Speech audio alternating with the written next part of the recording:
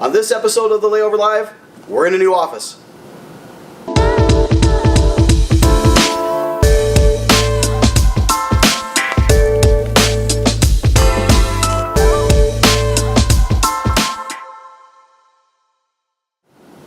Hello everyone and welcome to the Layover Live, where we bring you the top article for the Layover each week. I'm Jason Swick, VP of Digital Marketing. I'm joined here by Nissen, our digital strategist, so welcome.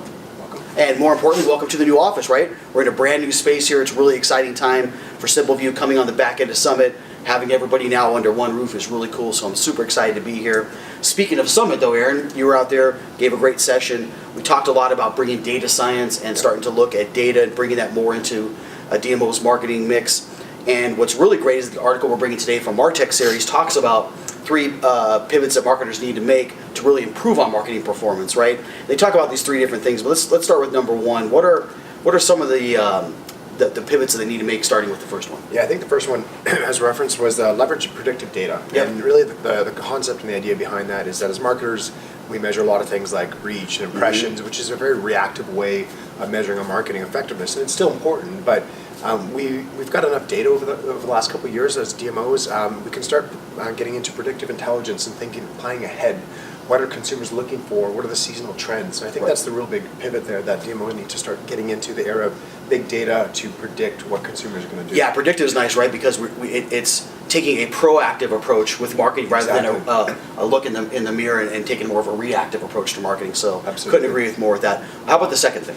The other thing is moving away kind of into metrics that kind of matter and understanding the why behind it. So it's really about using understanding behavior with qualitative data. So we've got quantitative data about why are people doing what they do, and how do we start to advance kind of our attribution models and really think about the customer journey, and kind of back to the predictive thing is predict what they're doing because we understand the why behind what consumers are doing. Yeah, absolutely. And as we start to think about that why, and start to talk about the touch points again, which you touched on very much in your summit presentation, assigning value to those touch points. In the past we would assign equal value, or we might assign percentages.